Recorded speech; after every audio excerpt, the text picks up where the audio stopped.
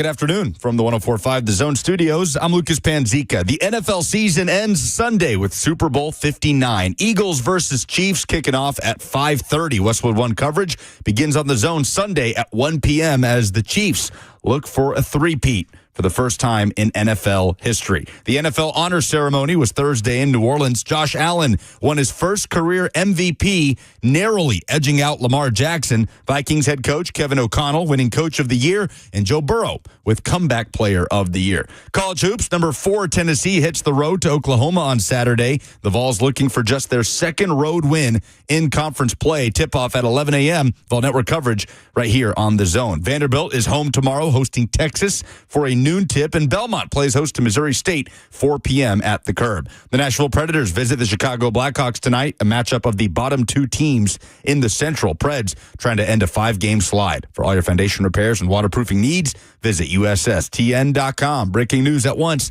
on your home for the Titans and Vols. This is 104.5 The Zone.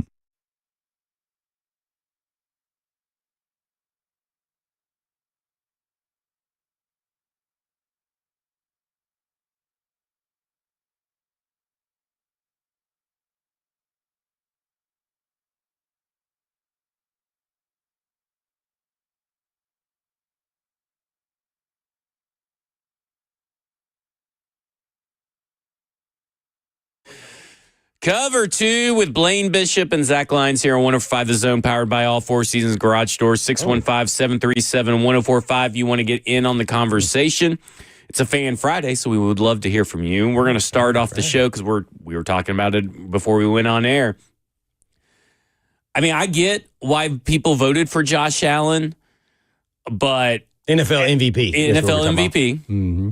But I do not really understand why Lamar Jackson didn't get it. Like, I think it comes down to two things. Maybe it's both things. Maybe it's just one thing for each voter. But I think the addition of Derrick Henry, I guess, somehow hurt his, argument. Or is it just voter fatigue? Because we see that in the NBA, right? All the time. It took forever for LeBron to get that third MVP. Mm-hmm. So you kind of wonder, is it just voter fatigue? And because there was one guy, Jim Miller, who I think is a former quarterback. Jim Miller. For the Steelers. Yeah, he put Lamar fourth in his voting. What? Yeah, fourth in his voting, but he put him first, if I'm not mistaken, in Offensive Player of the Year. So make it make sense. Well, I think he's on NFL Network or Satellite. One of the two. Jim Miller. Yeah. I mean, I personally, you have to go real, and I'm a data guy. Yeah. And, this is nothing against, expected points added and my data nerd in cohorts and stuff. Mm-hmm.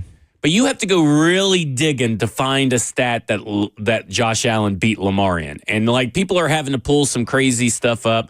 And it's really just one stat. I get it's most valuable player, and I do. And people are like, well, he did more with less. No, he did less with less. Mm-hmm. Right? I mean, he didn't beat Lamar Jackson in any statistical category, right? Mm-hmm. So how can you say that he did more with less when they're talking he about actually did his less? play. Well, that's what I'm saying, but he didn't really do more. Okay, well, he took Diggs off the team, and what was the other kid's name? Gilbert or whatever 13 was his name. They left. So that's what they mean when it's not a stat. They're talking about he did less. So any of his receivers or running backs elite on the team. Not just his team, in the NFL. I think James Cook, you can make it the he's closest a good player. case He's for. a real good, right. But that's the same over there for Lamar Jackson. It's just Derrick Henry. No. Derrick Henry is a Hall of Fame level player. James Cook. But I mean, not a Hall of Fame what I'm player. saying is there's only one player, right? There's only one player. But I think, I would agree with all your premise. And look, let's not debate. Both are deserving. Now, Lamar Jackson, when you look at his stats, they are historical. I want you to go look at. I'm doing it off my top of my head. Yeah. And 4,000 something yards, 41 TDs and 4 interceptions. It's one of the best. Like, what? It's one of the best quarterbacking seasons that I don't think is getting enough love. 915 yards rushing. I mean, all pro. And that's a whole nother thing. Yeah. He made first team All-Pro, Lamar Jackson. It's the first time in 30 years. And Josh Allen makes second team, and then he wins MVP. Now, I love me some Josh Allen. I think he's really good. Yes. And look, I'm not mad that he got it, to be honest. I think it just hurts to somewhat what you said is, I think Derrick Henry and fatigue because he's won it for so many other times now. I think Lamar Jackson is competing against himself. That's what it sounds like. Because this doesn't make any sense. Well, So JR is talking something that doesn't matter right now. So he says you have statistics, but in terms of carrying a team further, Allen took the Bills further and beat Lamar head on. right. Well, in the playoffs, but the vote happens in the regular season. And that's so what that happens. doesn't even matter. You know who won in the regular season? Lamar Jackson. But see, that's the whole point. Remember, I asked you about moving. Should they move the vote to afterwards? Just imagine this: if they move it to after, and maybe in playoffs should include, and they say who went the furthest. Well, then you would be going Patrick Mahomes every year, right? Watch, it would be crazy if Buffalo didn't make the Super Bowl, but Lamar Jackson did, and then all of a sudden he doesn't win MVP. But he was MVP of the Super Bowl. Yeah, and listen, I'm kind of with you in the sense of I think if you want to go further, I'm okay with that, right? Because you're talking about an MVP, most valuable player to your team.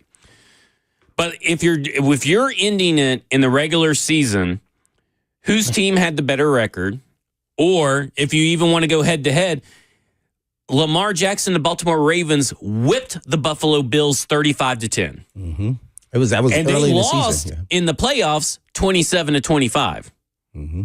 So, I mean, in the end, it maybe if you want to make the argument that MVP should include the postseason, that's fine. But it doesn't. Yeah, it does. So what happened in the postseason is not you don't have a leg to stand on to use. Well, I think a lot of people don't know that, but yeah, that's the way it's done, and that's why I wish they would announce it when the playoffs start, or maybe the second round or something, because that way it'll just alleviate anybody thinking that that's part of it. But this is a no-brainer. Jackson should have won it. I'm not mad. Allen won it because it was a phenomenal season for him, and to me, he did do more with less because everybody expected that they weren't even going to be a playoff contending team. And I think that helps them as well. That would be true. Preseason, everybody thought Baltimore was going to be good with added up the king. And then they thought Josh Allen, lost receivers, young receivers, they won't be as good. They'll be fighting to get into the playoffs. And they thought the Jets were going to be the big deal there in the AFC East. And I think that played a part in this MVP, I guess, voting. Like, did you see the voting? Shaquan only got one vote. One vote for first play. I was like, what? Phenomenal year by a running back. Maybe one of the best ever, almost, really. You got CJ2K and you got Eric Dickerson 1 year in the passing yards. Other than that, I can't think of anybody off the top of my head. But, yeah, that was special. So it's just... I think it's a little political, too. I think they felt like maybe this is the time we better give it to Josh because Lamar is going to go on a run here with the king that is going to be untouchable.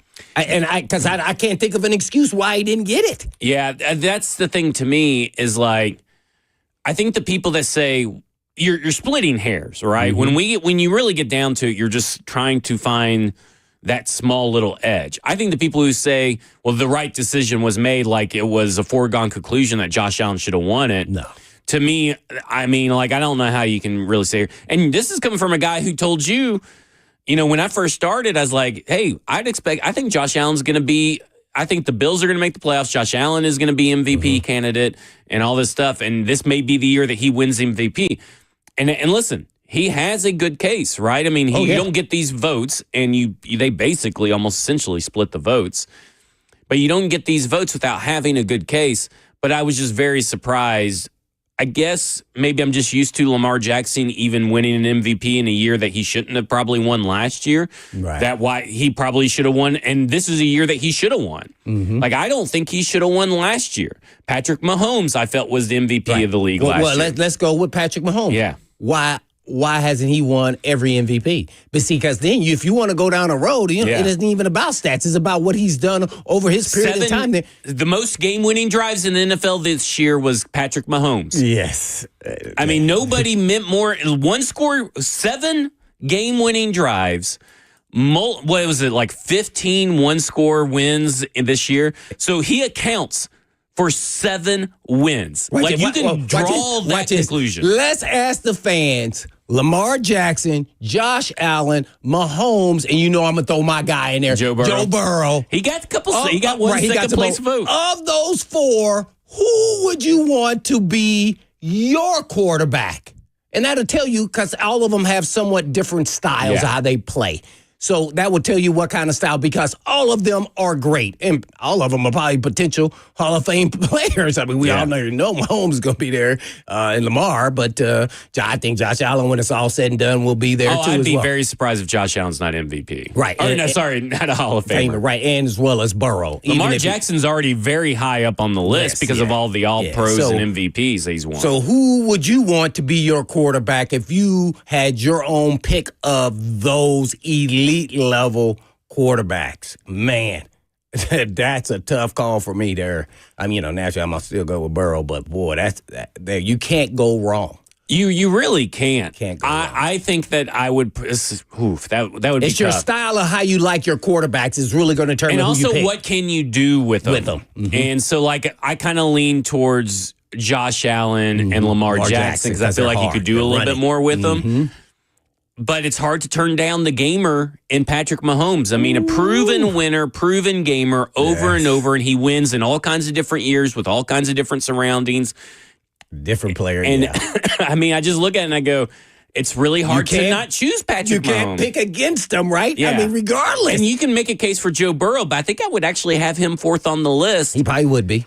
But I look at it. He's not the runner and the athlete. Yeah. None of them, actually, to be honest. 615-737-1045. Which of those four quarterbacks would you pick to be on your team? And also, if you want to weigh in on the MVP conversation, because I think it's an interesting conversation to have.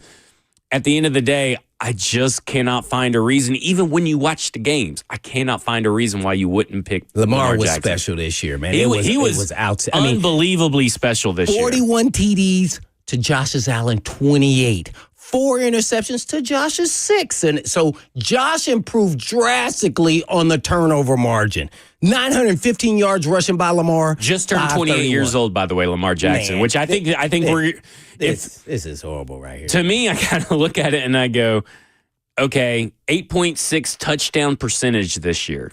That's the highest in the NFL in this year. 8.6%. 41 touchdowns, not to mention the rushing touchdowns he added on that, right? 4, I think. I mean, it is just incredible what he was able to do this year. Josh did beat him in that. He had 12 TDs rushing, I think. But, I mean, I just look at it as like, man, what a year. And we'll talk more about the NFL Honors Awards, to talk more about the Super Bowl when we come back, because we'll have Jordan Dajani and we'll go around the NFL with him. We'll also get to your phone calls. Any questions for Jordan as well? Yeah. 615-737-1045. This is Cover 2 with Blaine Bishop and Zach Lyons here on 105 The Zone.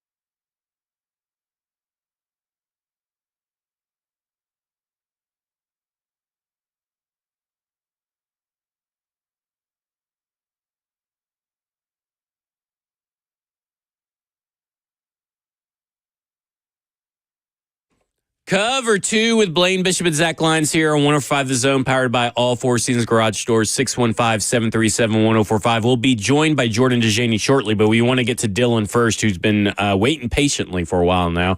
Dylan, you're on with Blaine and Zach. Yeah. I was listening to you guys talk, obviously, and I agree 100% that it could have gone to either of the guys that you're talking about, but I definitely think that Saquon getting one vote is an absolute, joke. Yeah, where one vote for first place. Ago, 3 years ago, we're basically saying running backs don't exist. And now this year, we're pedaling back big time on that one. And then as far as the first ballot, how does Vinatieri not get in? Yep. I mean, I know he's a kicker, but those are a couple things. I'll hang up and listen. I fully agree, Dylan, and I want to save the Adam Vinatieri talk for a little bit later and, the other Hall of Fame stuff. So, I do agree with what he's saying is, like, how crazy is it that Adam Vinatieri's not in the Hall of Fame? All-time leading scorer in NFL history. Insane. Enough said. Let's go to Jordan Dajani of CBS Sports. We're going to go around the NFL with him. Jordan, make the case for why Josh Allen got the MVP over Lamar Jackson. No. What's going on, my friends? Thanks for having me on the show. If you guys remember, I went on the show when Lamar Jackson was named a first-team All-Pro with you guys, and you guys asked if that meant he would win MVP, and I said, not necessarily. It's happened before where those two those two awards did not match up. I think the last time was 1987. And the reason I said that was because I was keeping a close eye on the lines. And sportsbooks always indicated it was going to be Josh Allen down the stretch, which I found pretty fascinating. They were anticipating some voters to switch their votes. And sure enough, that's exactly what we saw on last night. And I will say this, I'm okay if you think Lamar Jackson should have won MVP. That's completely fine. But I have a problem with people who say it's obvious that Josh Allen is a clear number 2 and Lamar Jackson is absolutely the MVP, and it's a travesty he didn't get that award. Lamar had more touchdowns, more total yards. He also had more turnovers, but he did beat Josh Allen head-to-head in the regular season.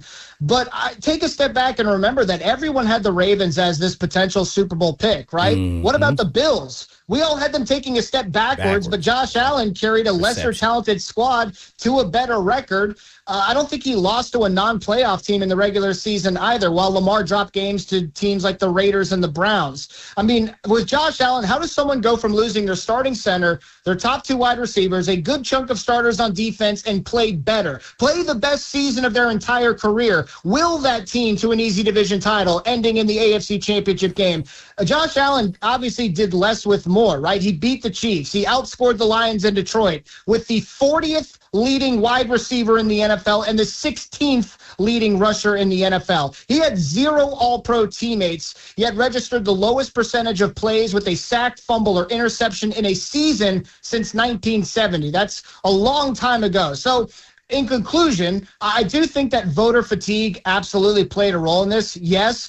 But here's the other thing people probably aren't talking about. Who finished stronger? Who finished the regular season stronger between Lamar Jackson and Josh Allen? As I mentioned, Allen beat the Chiefs in Week 11 and the Lions in Week 15. In December, he became the first player in NFL history to score 18 total touchdowns with 1 or fewer turnovers in a calendar month. And Lamar Jackson, he kind of had 2 of his worst games of the season, I would say, and losses to the Steelers and Eagles, and then beat some bad teams down the stretch. So it really comes down to, in my mind, who is more valuable to their team. People did not expect the success of the Bills in 2024, and they certainly didn't expect the success Josh Allen had without so many of the pieces from 2023.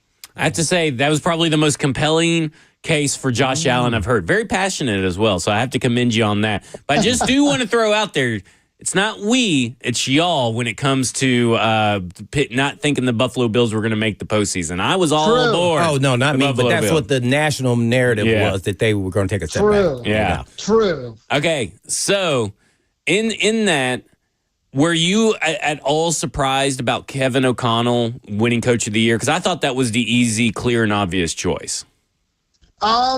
That was my choice, too. I did a column on CBSSports.com earlier in the week trying to predict all the awards, and I picked Kevin O'Connell. With the success that Minnesota had really on both sides of the ball, I don't think, similar to Buffalo in a way, I don't think people were necessarily anticipating that. When J.J. McCarthy went down with that preseason knee injury, people were kind of penciling him in as the QB1. He had a pretty decent first showing in that exhibition matchup as well. And all of a sudden, Sam Darnold has to be your quarterback. And he ended up having one of the best seasons by a quarterback with a new team in NFL history with the amount of wins he had. It was a career year in terms of passing yards, passing touchdowns as well. And that's a credit to Kevin O'Connell. Minnesota had a pretty good defense as well. So I think the Vikings were one of those surprise teams of the season. And that's why I thought that he was that's why I had thought he was deserving of the award. But if it went to someone like Dan Quinn, for example, I wouldn't have been too upset. But I thought O'Connell was probably the favorite from my viewpoint. Did you have a perfect ballot? 2025 NFL Honors predicting winners for MVP, Rookie of the Year, Coach of the Year, and more on CBS Sports. You got all of them right. I did get all of them correctly. No, this is not true. It is true. I just scrolled through it. You did your vote after today. I mean, yesterday. I updated it. Yeah, he got every one of them right. Okay, so let me ask you this. Going back to the MVP race, this was brought up by, I believe, Phil Yates earlier, too. There's a lot of people that are voting for MVP in these NFL honors that also work for gambling websites. Do you think that there is a conflict there? I know, because, I mean, like, they set the odds. Could they be voting in favor of, making sure that people lose their money? Like, I do find it a little suspect that some of these people also are writing and covering the NFL on behalf of gambling websites. Yeah, I really hope that's not the case. Maybe the NFL or the Associated Press has to look a little bit more into that. I know that not the voting structure, but the way that the votes were tallied compared to the All-Pro is certainly something that's going to be looked at by not just fans and journalists, but by the Associated Press as a whole as well. So I hope that's not the case. And it sounds like today on multiple outlets, it's been really about hammering down the voters who kind of flipped their votes. Like, I think Dan Orlovsky was someone who went from Lamar Jackson, first team All-Pro, to Josh Allen MVP, and he tried to make his case on ESPN, but did not do a great job trying to persuade his cohorts on set. I hope that's not the case, but I do agree that maybe it's something we can look into. We're going around the NFL with Jordan Dajani of CBS Sports. Well, Jordan, I'm going to ask you this question. And since we're talking about MVP, we kind of discussed it a little bit, but do you think the MVP should be just regular season, or should it actually include the playoffs if the actual players competing are still in the playoffs? Yeah, I think you ask a good question, but it would obviously take players who are in the regular season and did not make the playoffs out of contention, which you could argue it already is happening that way with someone like Joe Burrow or Jamar Chase. But I think I'm okay with keeping MVP regular season, getting those teams to the postseason, because if someone like a Sam Darnold or Lamar Jackson hypothetically is tapering off at the end of the regular season and he's able to either boost himself in the playoffs or vice versa if he has a bad performance in the playoffs, I don't think that is something that should necessarily hurt your case. So I think it's an interesting debate, but I'm okay with it just being for the regular season. Yeah, no doubt about it. We're with Jordan Dajani, NFL writer for CBS Sports. Sticking with the Super Bowl, I think the biggest issue that the NFL is going to have in this Super Bowl, and I'm interested to see what the referees do in this game, is the Chiefs getting the call, and more so I'm talking about the flopping of Mahomes.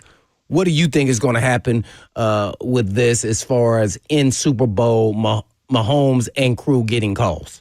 Yeah. So I think my guy Jonathan Jones actually asked NFL Commissioner Roger Goodell this past week, does the NFL have a flopping issue? Are you considering levying more harsh penalties after the fact on players or teams or whatever it may be that flop trying to get flags? So I wonder if that's something that the officials have been told to monitor, because we saw Patrick Mahomes have a couple of different flops throughout the regular season and the postseason as well. Mm-hmm. But the officiating narrative is one that has prevailed throughout the entire week. In fact, today, I'm actually going to sit down and write an article looking at the penalties that have been called on the Chiefs versus the Eagles and if there's any kind of disparity with that as well. I believe from my initial research, you can look that Kansas City is committing fewer penalties than their opponents in the playoffs, which is a reason that this budding narrative has become a full-fledged talking point throughout Super Bowl Media Week. But trust me, it is absolutely going to be under a microscope this Super Bowl Sunday. So I think that's a good point by you. Well, another good point that could be a point of emphasis, that is the GOAT conversation. If Mahomes win 3 in a row, will we then start talking about, he's getting real close to the GOAT or even past the GOAT Tom Brady with just 3 in a row?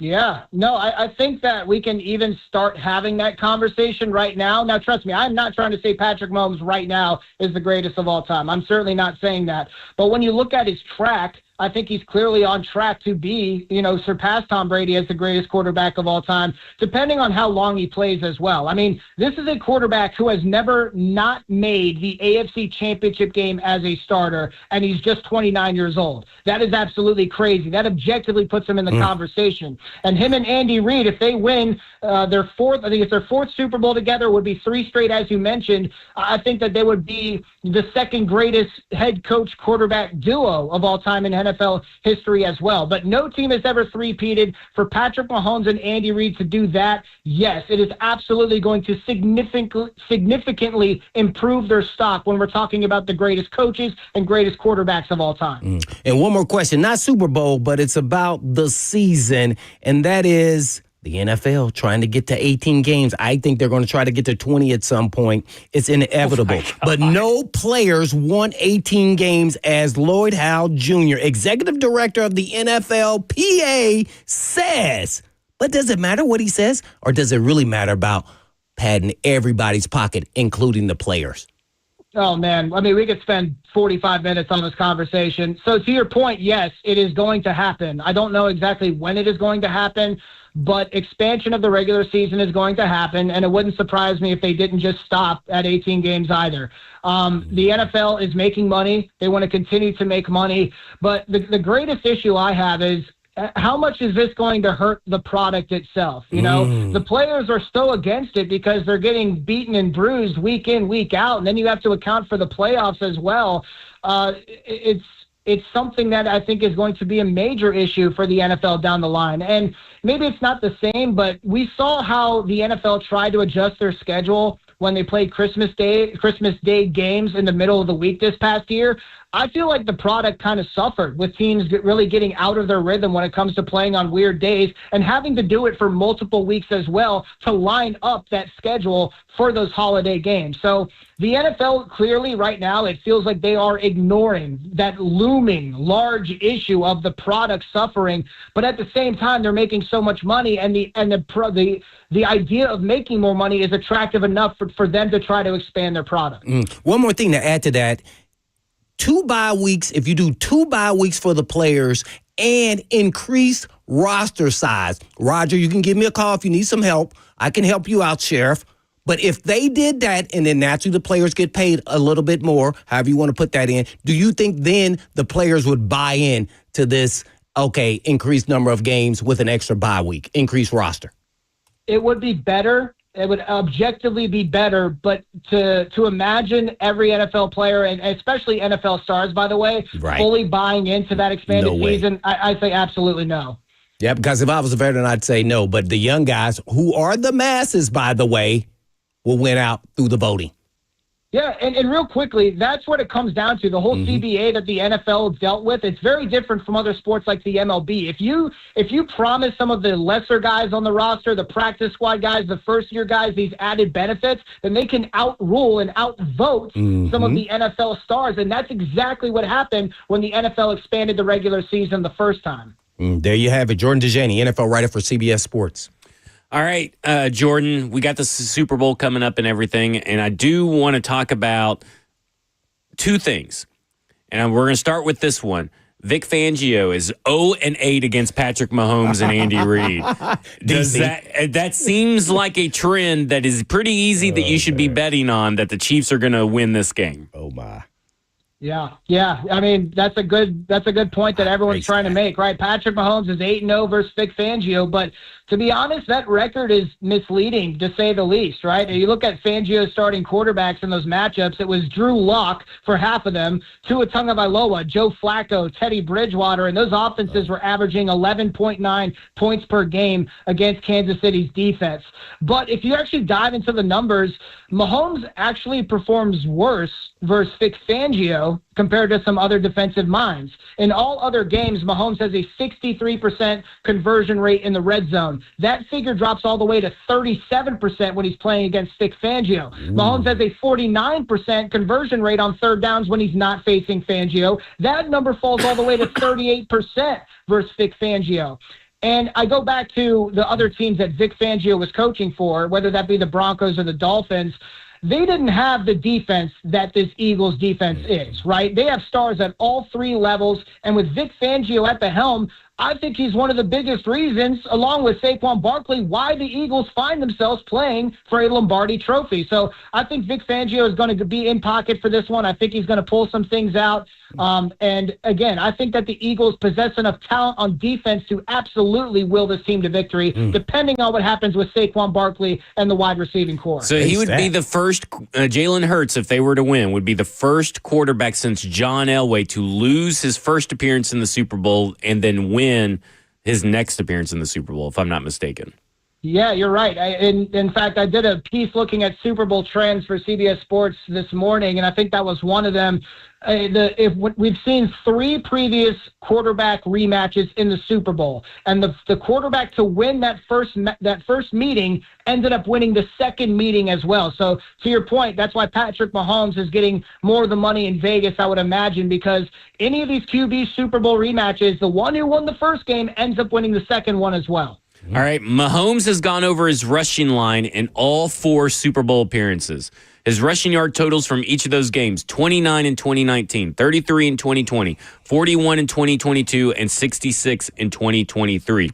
Currently at 28 and a half rushing yards.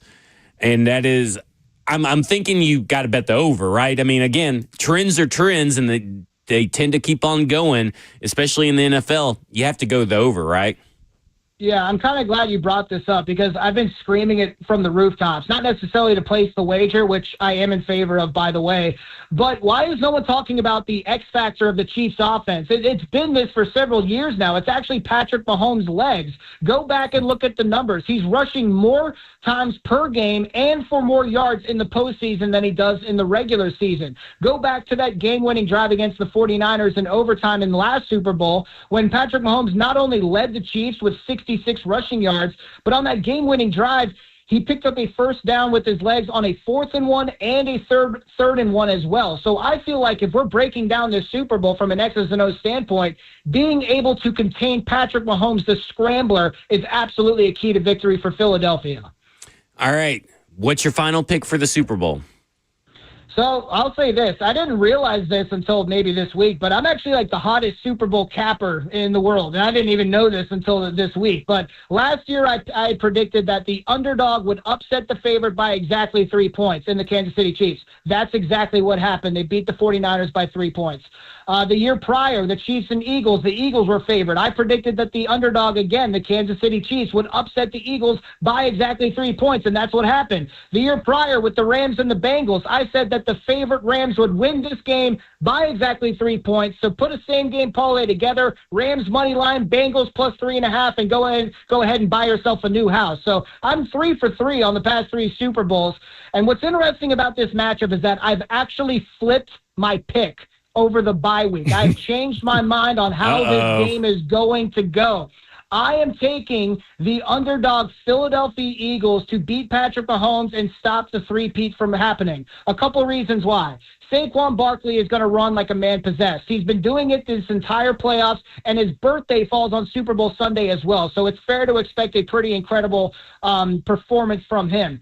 Number 2, the NFC Championship turnaround is what I'm calling it. I was low on the Eagles entering the NFC Championship game, but it seemed like the passing attack finally got back on track. Jalen Hurts showed more of his arm in that matchup, and I'm very aware that Washington doesn't have some stout defense, but keep in mind the Eagles didn't blow out the Commanders in either of their 2 regular season meetings.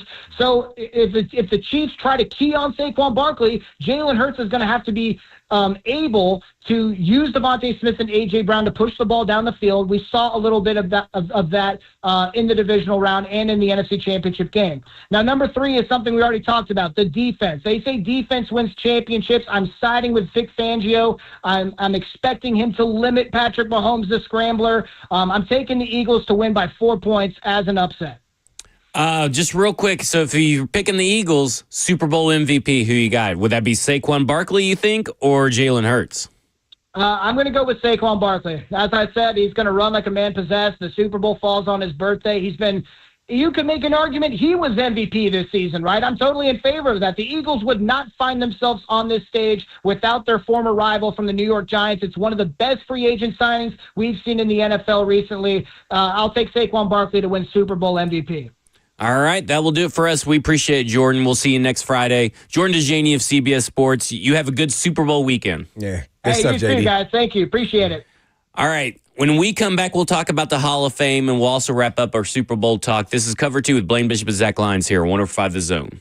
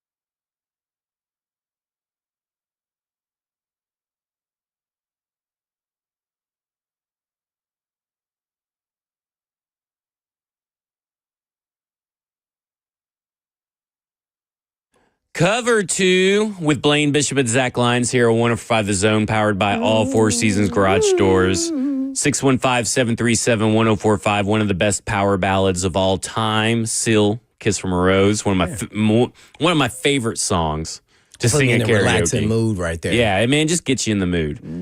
Okay, so we were kind of talking about the Hall of Fame, right? And I know Dylan called in and asked our thoughts about Adam Vinatieri. Only 4 people were inducted to the Hall of Fame: Sterling Sharp, Eric Allen, Antonio Gates, and Jared Allen. Mm-hmm. Jared Allen seems like the one that seems a little out of place, especially when you compare that Torrey Holt still hasn't gotten in, Reggie Wayne's. There is a wide receiver logjam.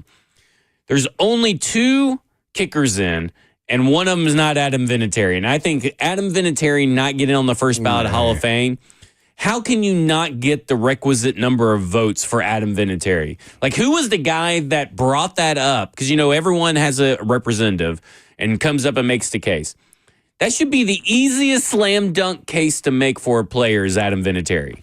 Yeah, that one there was baffling for me. If you're first at anything in the National Football League, when it comes to votes, what you did as a player, man, that's really hard to say you shouldn't deserve. I think there's a little bit of bias towards kickers, punters, fullbacks. There's a certain narrative for those guys. It's really hard for them to get in on a first ballot. And I think, a lot of those elite guys, first ballot really does matter. That's the elite amongst the elite. And so if you're deserving to be in that group, to me, if you're first in sacks, you're first in interceptions or what have you throughout your career, first in points as Vinatieri is, to me, that should qualify as you being in a first ballot Hall of Famer. But I don't think they're looking at it that way. I think they just look at it really the kicker. He did his job, but he was elite at his job. But kickers going on first ballot, I don't know. Even the punters, like, has there any kicker or punter gotten in on first ballot? I just think they view it that way. Yeah, because I don't think Ray Guy wouldn't be first ballot, and he's the only punter. I think that's what happens here. So whether that's fair or not, I disagree with that premise. But, I think that's why it happens. Yeah. So, hey, man, the guys are all elite players, but woof. This was a tough one here because Steve Smith is really good. As you said, Torrey Holt, Reggie Wayne, all those guys played together. They're really elite level players, but I don't know where they were in the balloting, like what ballot they were on. Right. I don't think any of those receivers I mentioned was on first ballot. No. So, that's what I'm saying. There's like a big log jam there. You guys remember there was a whole bunch of receivers that got in a whole bunch of years in a row, and then now all of a sudden they just delayed it. Terrell Owens wasn't a first one, and that was probably more media bias than anything else because there's no reason he shouldn't have been a first ballot. Yeah, that was. I kept saying that was idiotic. That's shameful for the Hall of Fame and the voters. Because you can't say with a straight face that he's not first ballot. Yeah. And a lot of people try to have to say off the field. I said, wait a minute. Did he ever get arrested? Right.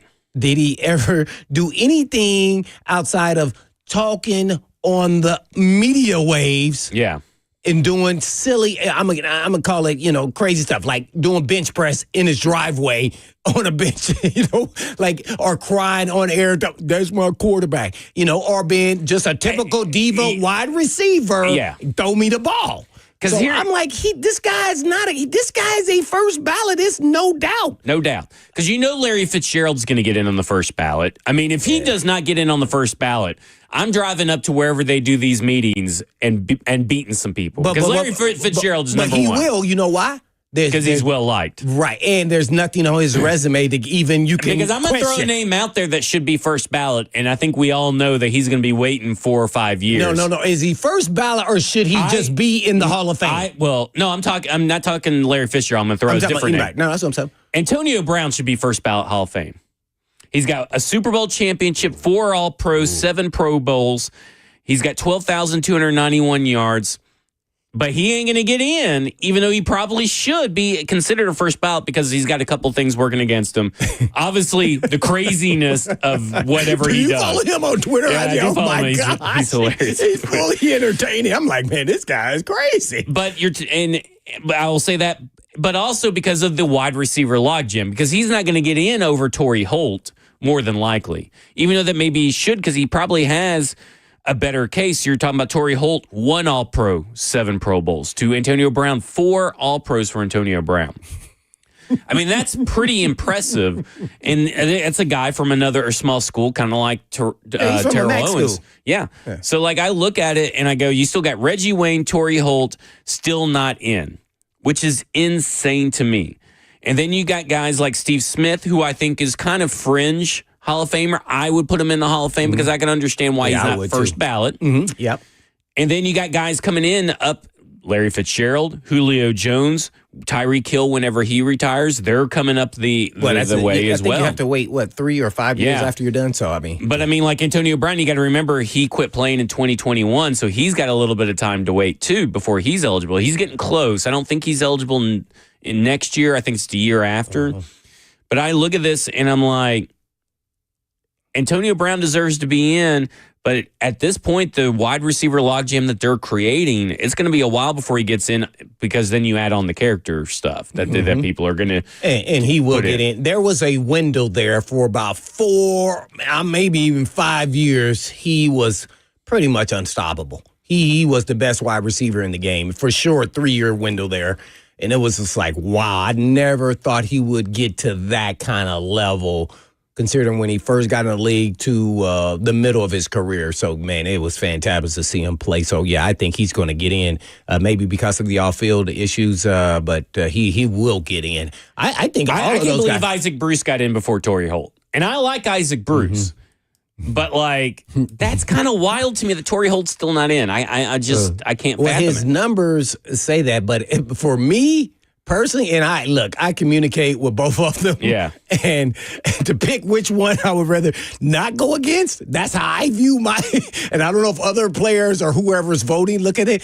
Isaac Bruce had some exceptional speed. So as a DB, that made me take a half step back further than normal. Gotcha. Torrey Holt, I did not. He was a route savant. I mean, he could run all the routes, and he was great, and he had great hands. So it's really pick your poison, and he could get deep, easily as well. So his career, his body of work, he is a Hall of Famer. I'm not surprised Bruce got in before him. I think their careers are a little bit different as far as when they start and finish. So that's the reasoning. But, Torrey Holt, all this Steve Smith. Oh, my God, Steve Smith. What do you think about the Fred Taylor discussion? We got a few people saying that he 100% belongs in the Hall of Fame. 0 All-Pros, just 1 Pro Bowl. And he ranks way down the list in terms of career rushing yards. Really? Where's he at? So he is down currently behind. Man, I wish this had numbers on the side. You don't know what number it is? I'd have to count real quick, and I can't count that fast. Hey, I'm going to tell you this. 66 touchdowns, rushing touchdowns, which is also way down the list. Dang, I don't care. I would put him at the top of the list of running backs I faced, period. And I played him twice a year. And what people are going to say is he would miss too many games because he always, pull a muscle straight. Yeah. I mean, one time I did an A-gap blitz. They didn't see me coming. He did a jump cut, failed, tore his groin off the bone.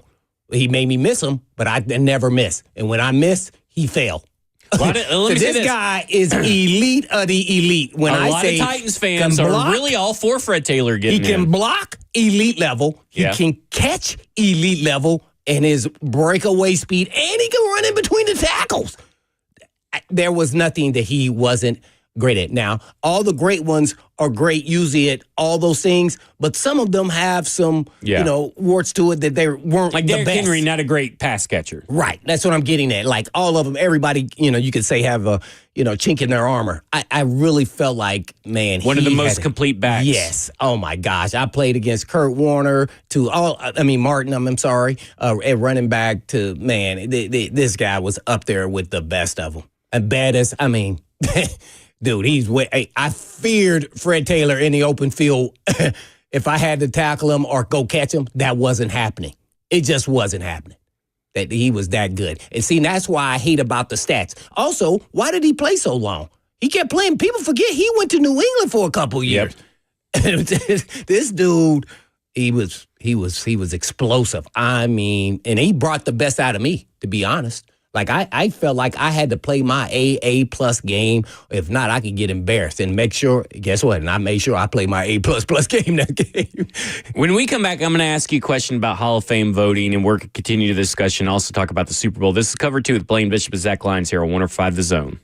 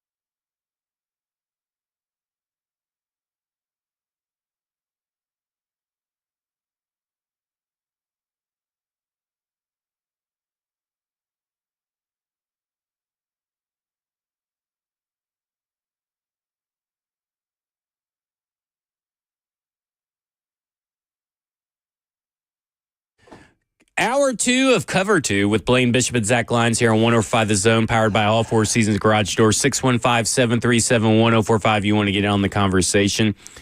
And where does the Titans trading back rank on your wants, your desires for the NFL offseason coming up? So 615-737-1045. But I want to start off by continuing our Hall of Fame conversation.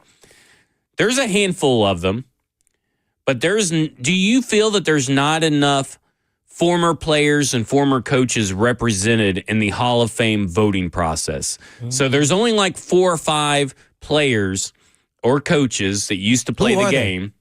Do you know? Let me pull it back up. Is Dungy one of them? I know he was a former coach and player. So is Tony Dungy. It was also, I don't know what happened to it that I guess I closed it out. But I know that there is Tony Dungy is one of them. You're gonna have to buy me some time, but okay. There's like 4 or 5. I'm gonna say this. What happened? I don't know if more former players should be on there. Maybe it should be some Hall of Fame players to actually quantify what some players, how good some players were, even though their stats I found that don't measure up to it. Who you got? Okay, so we got Tony Dungy, Dan Fouts, James Lofton, Bill Polian. That's some good ones. Did Jim Trotter play? Oh, I don't know. I'm not sure. But those are at least the ones that I know of. Eagles. Jeremiah Trotter. Yeah, Jeremiah Trotter. But everybody else is old school riders. A few newer people are on there. There's a guy that represents the 33rd team for Philadelphia. But do you think that there's a lack of that to maybe for some to explain? Because you would think Tony Dungy would obviously be able to make a pretty compelling and easy case for Adam Vinatieri to be a first ballot Hall of Famer. And if Tony Dungy's up there telling you that a kicker that he actually coached, but also a kicker that ruined their chances of even going to the Super Bowl numerous occasions, is telling you that, hey, Adam Vinatieri is the first ballot Hall of Famer, why aren't voters listening to that guy? You get what I'm saying? Well, it's the masses. Everybody's going to vote for who they believe is. And you can have a compelling argument. I just think, I don't know about having enough guys. I just think they have also a retirement board that's had some players on there as well for guys like, Sterling Sharp, who just got in to help, rekindle some of, the memories of some of these great players back in the day. So, but I like having a balance. More representation. I like having a little bit of balance, not going, here's what happens. And this is what I get really nervous about. They'll go all in and then there'll be too much representation of, former players. So I just kind of gradually when some of these guys, whether it's media guys or not, even the current guys who are on there that are former coaches or players, retired, just kind of increase it, maybe 1 or 2 more guys to have one more, different viewpoints. I think it's always good to vote because there are some players that I play with that you even mentioned some of them, but man, one of the best running backs I faced was Fred Taylor, and you look at his numbers and he's not really those at the injuries top. hurt, but shouldn't that be kind of taken into consideration? How much should durability count? But durability does matter, especially at running back. But you saw how special he was when he was healthy. We got 7 seasons of over 1,200 all-purpose yards. Yeah, he was. I mean, that's a pretty special running back for those 7 seasons. Yeah, he was. And most running backs don't even get 7 seasons. Yeah, he played, I think, maybe 14, 15. He finished his last couple years as a role player with the Patriots. But Freddie T probably, since we played him twice a year, was the best running back that I faced on a week-to-week basis. He matched up with anybody in the National Football League.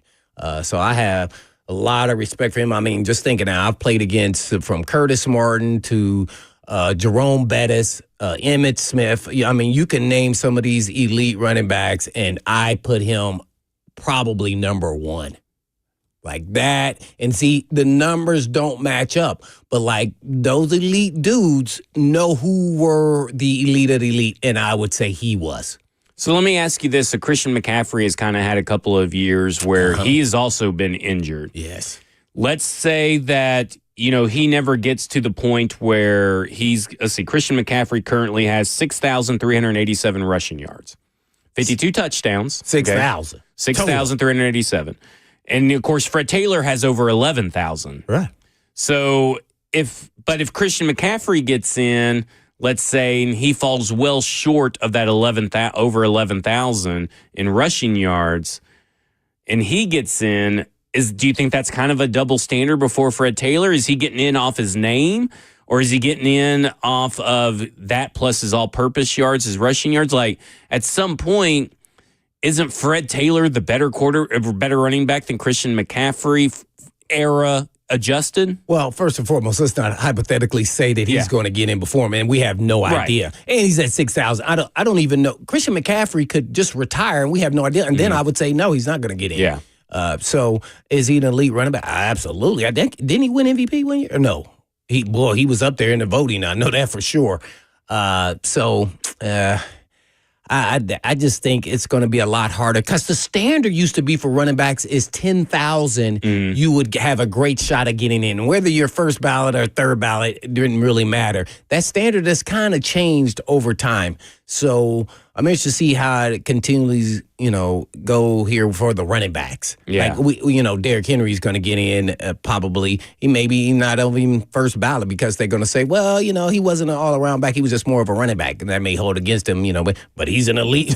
I mean, you've never seen a guy look like him. Besides, I would say maybe Eric Dickerson. Maybe not as tall or maybe not as stout, but Eric Dixon was a pretty tall guy too as well. So yeah, there hadn't been another king, so that may help catapult him up there in the first ballot. But it's going to be an interesting debate. I feel for those guys who are elite who deserve to be in, and all of those guys on the ballot deserve it. I mean, even Jared Allen. I mean, he was up there, and I can't even say just watching him that he was an elite athlete, but I can say he was elite enough with his pass rush skills and his effort that he is a Hall of Fame player because he keeps showing up on film every game, every play. Guy, dang, you know what he was?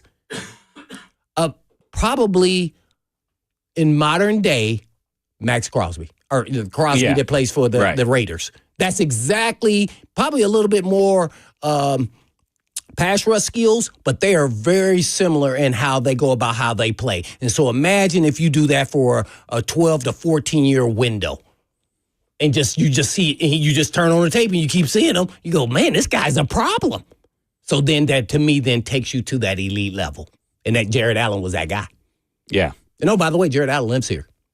Oh, does he live here? I think I knew that. That's what somebody told me. Oh, yeah? Yeah, reliable source. Hey, listen, I wonder if he could still play because Tennessee Titans need some edge rushing help. Well, he can come over and give us some pass rush skills. Yeah, maybe he needs to be leaning into the coaching aspect of it. Maybe become a pass rush specialist. One thing I learned when I was in the game about pass rushing, and I saw the freak. I was like, man, dang, man, he's just a phenomenal athlete.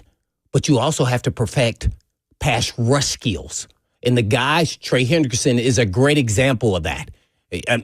Man, does he know how to rush the passer? But if you had him go out here and run a 40 right now, I guarantee he's not running some astronomical 4.6 number. He's not. He probably runs a 4.8, 9, whatever. But guess what? He knows how to pass rush. He knows counter moves, and he can do it on a drop of a dime. Bang, bang, bang. And then boom. How do you have 17 sacks back to back without understanding pass rush move, and you're not an elite level? Great athlete, not elite. Yeah. And then all of a sudden the numbers just keep showing up, and you say, this is a dude. Yeah. See, that's what happens. Listen, the Tennessee Titans need some dudes on this team. That's for damn sure. I mean, they have just guys. It feels like solid guys. Solid guys. Yeah. And that's fine for depth. That's fine for maybe your edge too. But man, they are in desperate need of some pass rush help. And that's why I'm kind of leaning towards the Tennessee Titans need to trade back. So we'll talk about trading back, what that may mean for the quarterback class, what that means for the edge rushing class in the Tennessee Titans. This is Cover 2 with Blaine Bishop and Zach Lyons here on 105 The Zone.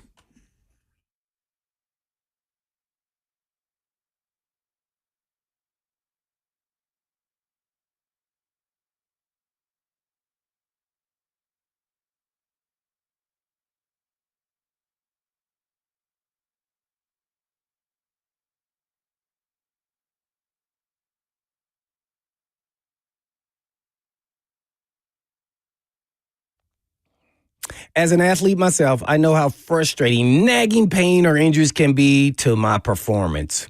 So if you have a nagging pain or injury that's been keeping you from fully enjoying your favorite sports or activities, like me, golf and tennis, even swimming, whatever it is, now is the time to finally take care of it. And in the spring is a great time to make this happen. And Edge Peptide and Hormone Therapy have multiple regenerative treatment options for treating, healing, and recovering your injuries or pain. And Edge has everything from PRP treatments to stem cell therapy. And Edge focuses on your body's natural ability to heal, and the ultimate goal is to always avoid surgery if possible. So reduce joint pain, inflammation, promote tissue repair, and even improve mobility and function, just like I did for my shoulder. So call Edge for a comprehensive consultant to create the perfect treatment plan for you and some of the most aggressive pricing you'll find in the area. And all you have to do is check them out online at edgepeptide.com. Yes, that's edgepeptide.com, or you can just give them a call today at 615-724-1878. That's 724-1878.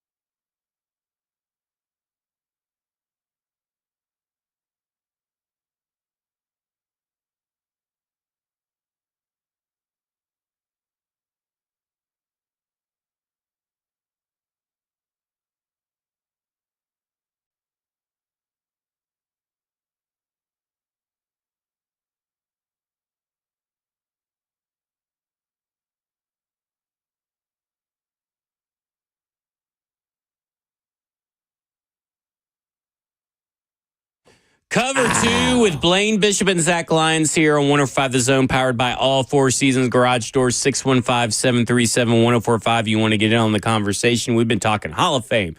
We've been talking MVP. It's a Fan Friday. We want to hear from you, 615-737-1045. Let's throw in a little Titans. We haven't talked to hardly any Titans today. And I got a couple of things. So Football and Other F Words last night, we went live. So wherever you get your podcasts, 1045 The Zone podcast, go look for that. And then also you got the YouTube page if you want to see me and Stoney's beautiful faces, which I assure you is well worth it. We talked about, we spent like the first 30 minutes talking about why Frank Gore should be in the Hall of Fame. Oh, it is. And all that. But we also, he went Watch through. this, I'm going to say this, though. Yeah. Frank Gore, as much as I think he should be in, he shouldn't be in over Fred Taylor. Yeah, you don't think so? Watch this. Yeah. The numbers don't tell you that, though. They don't, but I think that's interesting that you know. And the longevity of Gore, which is what I said about him, that should get in just that alone. But as far as his talent compared to Fred Taylor? Yeah. Oh, no, Fred Taylor's probably more talented. Yeah. Okay, so we were talking last night. Stoney just finished up his scouting report for Cam Ward over at stackingtheinbox.com. 17-minute video where he's breaking down the film, plus the 2,000 words of stuff that he didn't cover in the video. Watched several games. And this all ties into the 1.1, the first overall pick. And I came away, this is not his intent. I mean, he's just providing his objective, unbiased analysis. And he said that he would still have Cam Ward behind even Michael Penix Jr. of last year's draft class. I don't necessarily agree with that, but that's his opinion. But we were talking, and I'm listening to him, and the more he talks about some of the stuff that he saw in film that doesn't necessarily mean that it's on-field performance, right? He's talking about how after a route there seems to be some miscommunication, or maybe it's an overthrow or underthrow. Cam Ward, when the receiver's coming back, Cam Ward's coaching him on the field of what he wants, what he needs, and all that kind of stuff. Like that kind of stuff that necessarily doesn't show up on the stat sheet. And then we're talking about this whole thing because a lot of people make the Will Levis comparison, and we're not saying that he is Will Levis, right? We understand that he is a much better college prospect than Will Levis. But some of the stuff where you're talking about the situation of being able to learn, being able to build rapport quickly, being able to do certain things that Will Levis cannot do. And I'm like, man, I'm sitting there listening to it, and I'm just letting him talk, and I'm asking him questions, and I'm just like, I don't know. I kind of want to draft Cam Ward 1.1 now, first overall.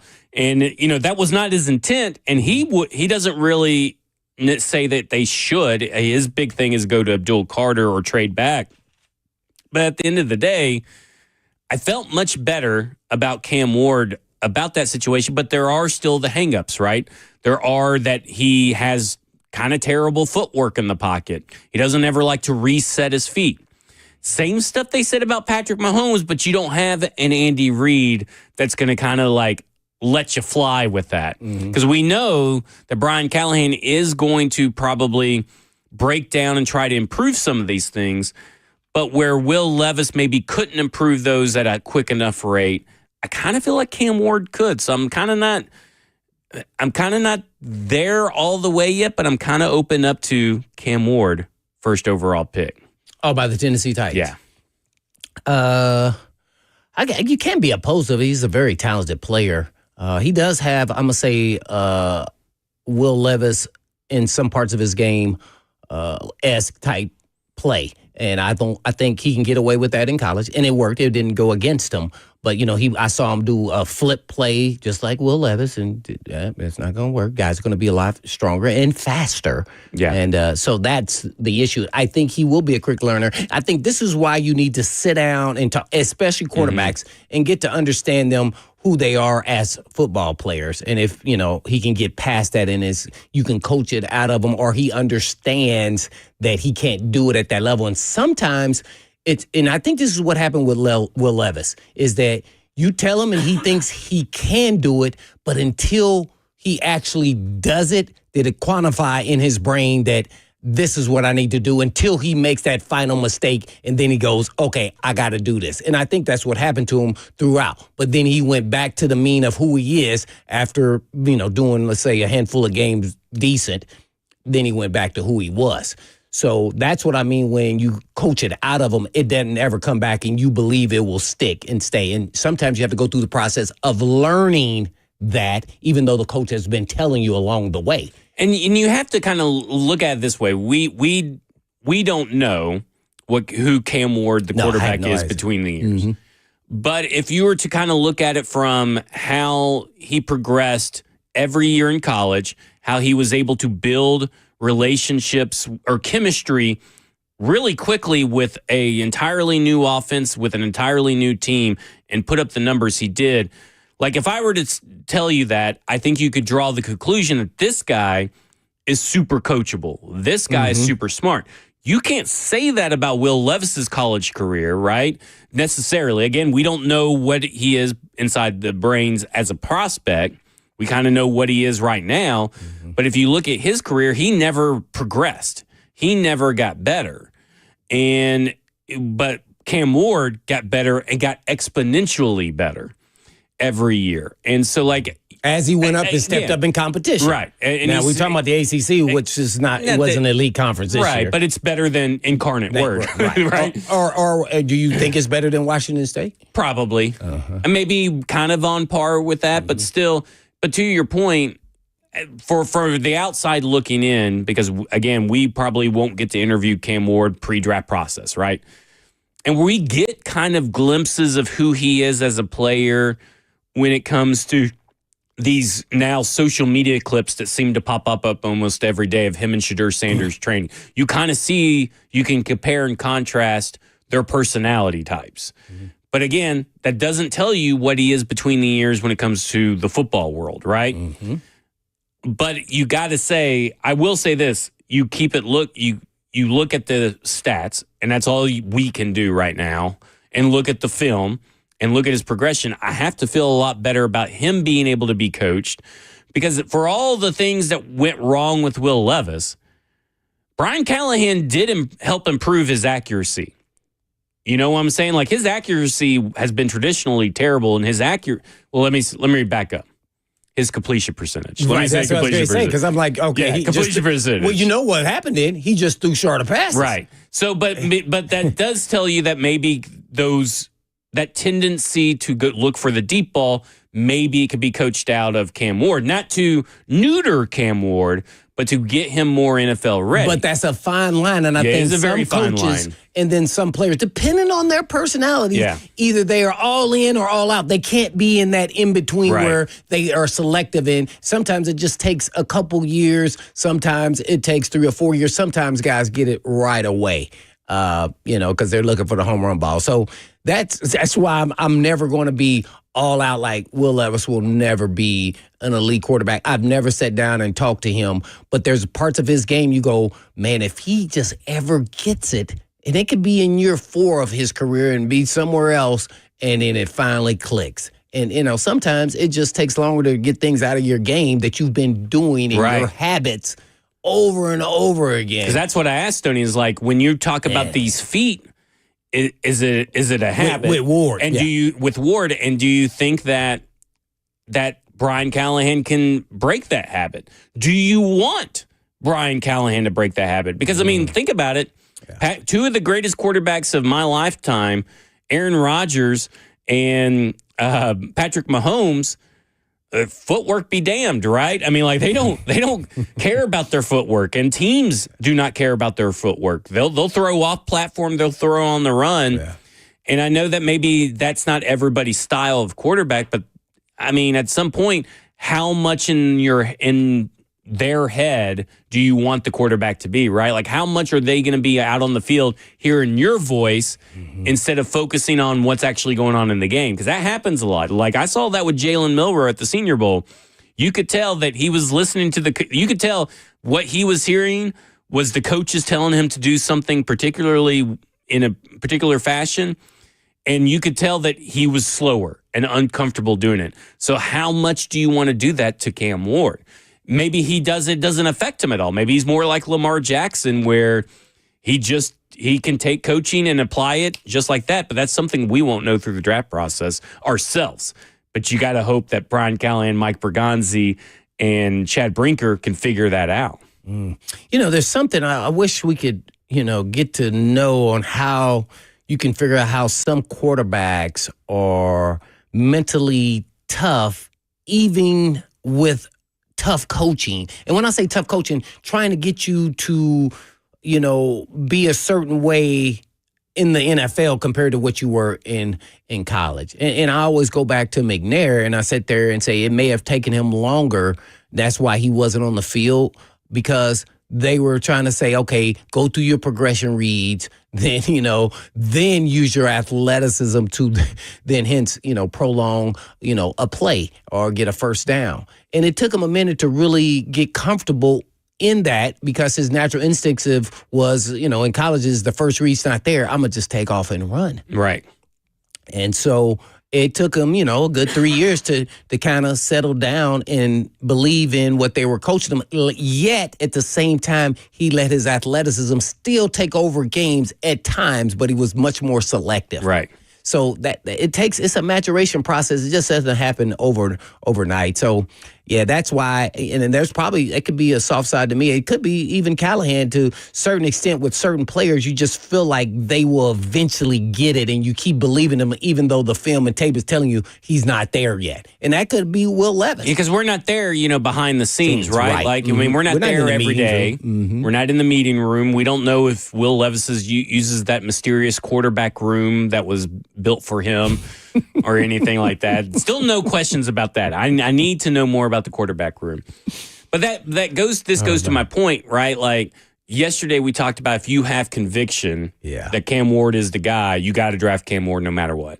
Now, you could mean Chad Brinker and Mike Bergonzi and not Brian Callahan. They're the decision makers. If you feel that's what's best for the franchise and you have conviction, you got to do it whether Brian Callahan likes it or not.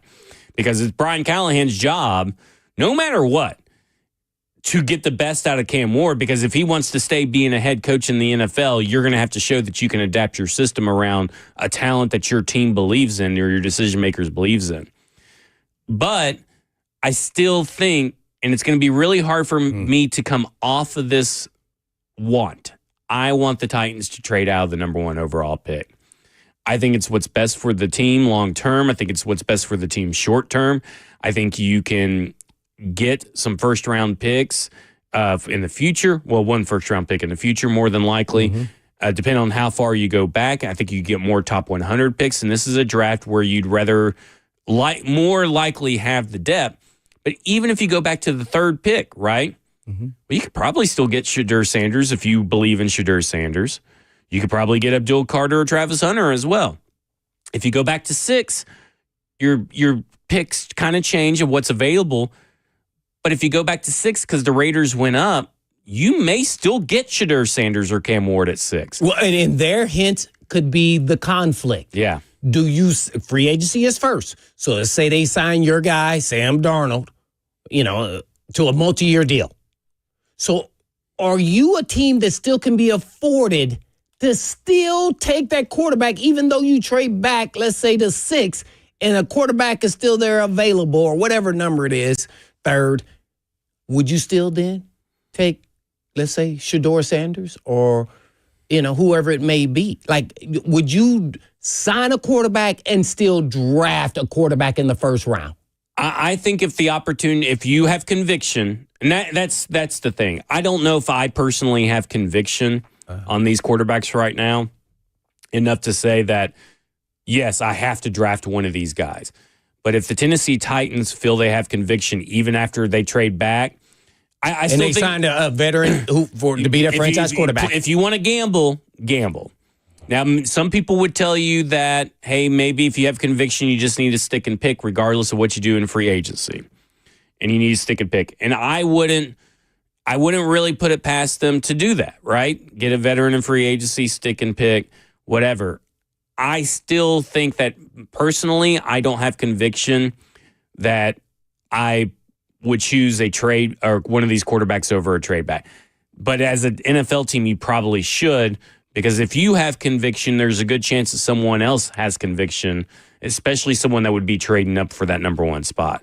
Because so you're just saying conviction, even though you spent $40 million or more with a quarterback, you saying that $40 million or more? That's what I said, a franchise quarterback. You signed Sam Darnold to $40 million or more. Yeah, I wouldn't. Then you don't have conviction about this draft class. Because you'll know what you feel. Right. That's what I'm saying. So then that tells the whole NFL that we got you. You would have to put on a hell of a show. Right? Like you would have to put on a show. You'd have to go to all the pro days. You would need to want to run a couple of the pro day drills. You need to have every quarterback in for every visit that you can have. You need to poke and prod, lie to the media and say, we got Sam Darnold and we're going to do exactly what the Vikings did, just maybe a little bit long term because we believe in one of these. Like you have to sell. Mm-hmm. It'll be, listen, I watched Traders, which TRAITORS on the Peacock channel. And a couple of weeks ago, you thought that Boston Rob was going to be going home for sure. And that dude talked his way out of it, sold his way, stayed on the show. To me, I'm looking at that like, you can sell. But is there someone dumb enough to believe what you're selling? Oh, there's always going to be somebody. Yeah. You hope. You hope. You hope. Because then, but listen to this. I mean, if you can't get a trade back and you sign Sam Darnold, I'm drafting Travis Hunter over Abdul Carter at that point. I think I'm building around Sam Darnold. I've invested the money in it. I'm drafting Travis Hunter, and we're going to have hopefully Justin Jefferson light the first year, and then we're going to have Calvin Ridley on the other side, and I'm probably still going to go get me another wide receiver at some point somewhere else. I mean, I know you got NWI maybe. Second question then, if you're going to do that, so you're valuing the wide receiver over pass rusher. Yeah, I think at this instance you have, because you've invested money into Sam Darnold and you know that Sam Darnold has his limitations. Mm-hmm. So because he has his limitations, you need to go and surround him with supreme talent. And so I would go Travis Hunter over Abdul Carter in that particular situation. All right. Well, yeah.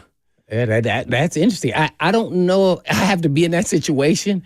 But boy, it sure is hard to pass up. That may change as we go further into the draft or get closer to the draft. But like in your scenario that you're proposing, I think I would go Sam. If they have signed Sam Darnold to that kind of contract, you got him at least for 2 years. Regardless of what happens in the future, you need playmakers. And Travis Hunter is a playmaker. So I think that if you are passing on these quarterbacks because you signed Sam Darnold, then get Travis Hunter. Because here's the thing. Only one team can win the Super Bowl. Only two teams make the Super Bowl. Just because Sam Darnold had 2 bad games doesn't really erase that team won 14 games. Oh, yeah. Would you rather win? Is it so bad to win 14 games or, hell, even double-digit games at this point if it means that you're still building up the roster around Sam Darnold? Because, listen, they went with Alex Smith at the Kansas City Chiefs for a couple of years, and Sam Darnold's really not that much different of a quarterback than Alex Smith is in terms of how they're ranked and viewed in the NFL, right? And then they eventually got Patrick Mahomes. Like, if you really want to boil down to the Chiefs' way, maybe Sam Darnold is more like the Chiefs' way than we want to give it credit for. I mean, you have Alex Smith in a couple of years. You run a couple of years with Alex Smith. By the end of his year, by the end of his contract, you draft Patrick Mahomes, and then there you go. Like, right, I think your premise is right. Yeah. But the difference is a guy named Andy Reid. See, so I agree. There is no Andy Reid here. It's really hard to equate then the players. You don't know. I mean, like the player would have responded differently if it was another coach because they just are not that savant at quarterback coaching. I just, man, you got to go look at Andy Reid's tree, man, with quarterbacks. It is outstanding. Listen. Oh, my gosh. I mean, who was the... and I hear that Alex Kevin Smith was Kevin really Cobb. Great. Remember Kevin Cobb? Oh, he got the best out of Kevin Cobb. Got him paid by Arizona. See, that's what I'm saying. This is still this different. Let's go to Keith. He wants to talk about Cam Ward. Keith, you're on with Blaine and Zach. Hey guys, how you doing this afternoon? Doing good. How are you? Incredible. It's Friday. I'm good, man. I'm good. Hey, I'm a big Canes fan. Grew up down in Miami and Okay. watch every game. And it's been a long time since the Canes had a quarterback that the team had confidence in. Mm-hmm. And there's something special about Cam Ward. Like he felt like he was always in control. He's got tremendous poise, and whether they were down late in the game, he had something that you felt like he could always bring the team back. And if they had a defense on that team that could have stopped anybody, they'd have been in the playoffs and probably would have done some pretty good things. So I think there's just something about him. I think it's worth taking a chance on him. Mm-hmm. What did you think about when he got in tough moments, since you watched him every game being a Canes fan, when he got in tough moments, when he failed, how did he always respond, do you think? I mean, he was like a goal. When he threw a bad play, it cost him the game, and then the next game, how did he look? Just like it didn't bother him at all. Uh-huh. I mean, he looked good. He was amazing. He was amazing to watch. He made some incredible plays just based on his own athleticism. And the other thing I want to throw out there, too, is if you think back to, I think it was Bill Parcells had criteria for drafting a quarterback. He does, and you know what? I have those pulled up. Well, not pulled up right now, but I have those all calculated. He's green across the board. He meets every one of Bill Parcells' requirements. Yeah, like being a starter and throwing so many touchdowns and so forth. And so I think the best bet is to trade down because I don't think Abdul Carter's a game changer. I think he's a good player, but I don't think he's Myles Garrett or some of the other great pass rushers that have come out. Yeah. So I think maybe they take a chance on it. I would not be surprised. Thanks for your call, Keith. Listen, I was saying it last night. We know that some of the stuff coming out of the Senior Bowl and the Super Bowl has been like everybody expects Cam Ward to go first overall. Mm-hmm. Be the quarterback, number one quarterback off the board. Jordan Reed came out with his top 15. But that doesn't mean the Titans are selecting. That doesn't mean the Titans anything. I was getting there because the Titans haven't met him yet. Yeah, they haven't met him yet. But to his point, Cam Ward meets all the requirements that you're looking for career-wise that Bill Parcells is looking for. And those quarterbacks typically have a high hit rate of succeeding in the NFL. The data, let me say this, the data loves it, some Cam Ward. There's no ifs, ands, or buts about it. The data loves Cam Ward. Now, we'll talk about some more of the data and stuff later on in the year. But when we come back, I'm going to tell you why I'm already out on Arch Manning as a franchise quarterback in the NFL. This is Cover 2 with Blaine Bishop and Zach Lyons here. I want to find this out. What are you talking about?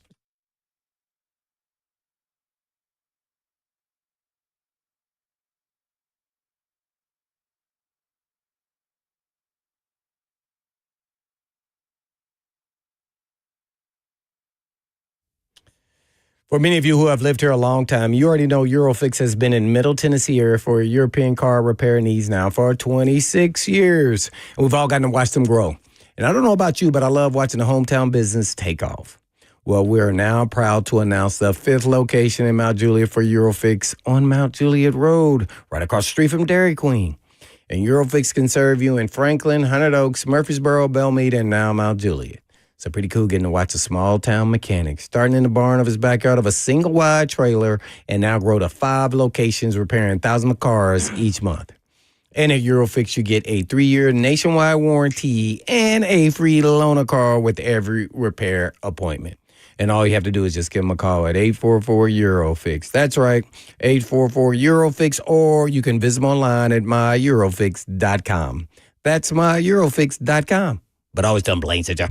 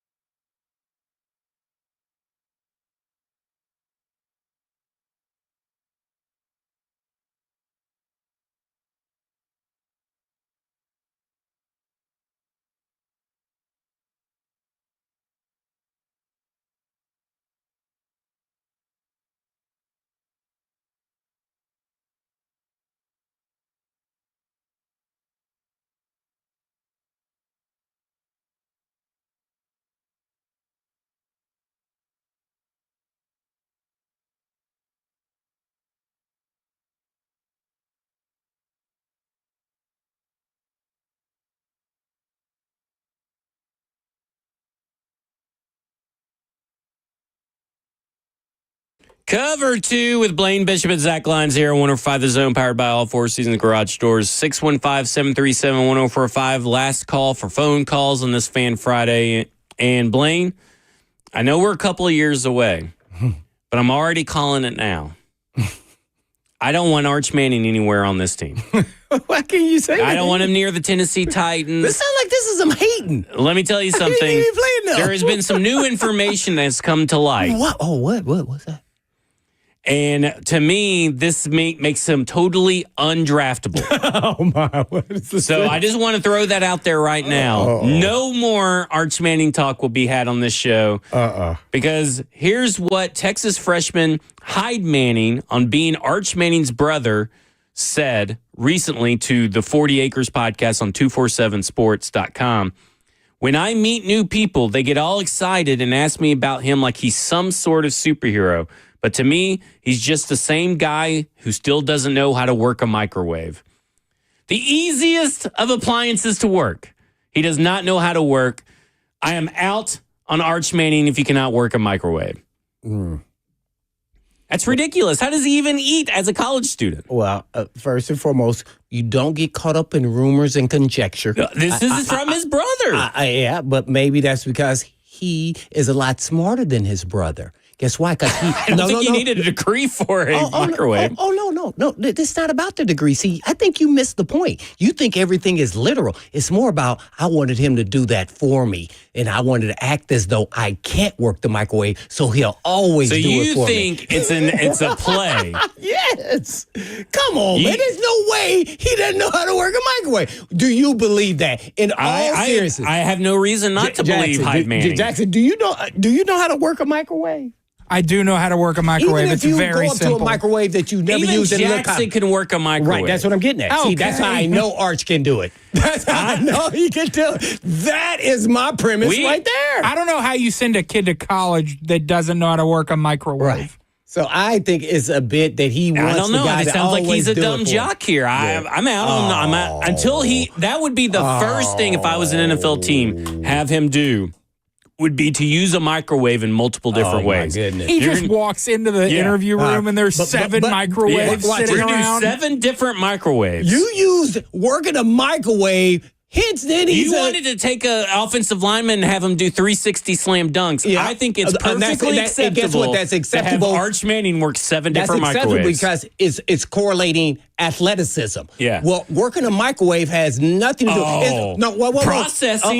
No, it does. No. If you cannot read a microwave, why is he a manual? Then you can't read a playbook. He's a high honor student. So what does that mean? What does that mean when you find out that he's a 3.52? High school doesn't matter. Your grades in high school and grades in college don't matter. Oh, so you want to blow that off, but you want to use a microwave. If you can't even use a microwave, he's probably got his brother doing homework for him. Yeah, well, hey, that shows he's even smarter. Well, maybe, but you're never going to learn anything. Well, that's what ChatGPT is doing for Jackson right now. Yeah. See, so we what might are you as well doing? just have ChatGPT be our producer. They'd get at least our closing song right.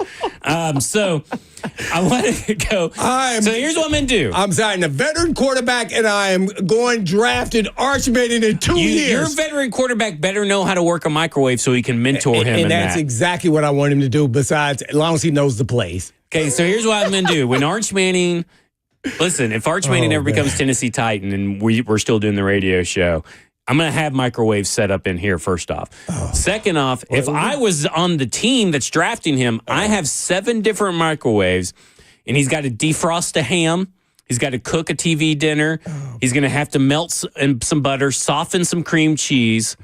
What else can I have him do? Cook a baked potato, make some popcorn, and do some ramen. He's going to have to show me that he can work a microwave before I even consider putting him on my draft board. Oh, man. People are so literal these days. That is unheard of. Wait, listen, I just can only go by the information provided to me by trusted source. But sometimes, is it believable, though? I will say this. If I told you I could go run a 4.4, would you, right today, would you believe it? If I said it. No. Right. Well, see, why wouldn't you believe it? Well, I mean, I just got to go with what I got. Microwave? I mean, I've met you, so I got to go with people that know him. Well, I'm just okay. Well, this is what happens. This is exactly why I love doing media right here. Everybody's down at the Super Bowl right now, hearing all the rumors, all the media people. Then they come back with now they have the answers, or they tell their other compadres in the media arena that the Titans are going to do this, and this is what happens, and then it doesn't happen, and then they look like ding dongs. See, that is why you don't get caught up like in, to me, Arch is a ding rumors dong. and conjecture. See, he did choose to go to Texas. Well, that was. I can't help he didn't choose Alabama. I think he's smarter than you think. We'll see. Listen, this is all I'm saying. Is that you're and I will say this: Hyde Manning. I don't like that name, by the way. It's spelled H-E-I-D. You're talking about people's names. Well, I'm just saying. I mean, that's a weird name. Why that? Who is Hyde in your family?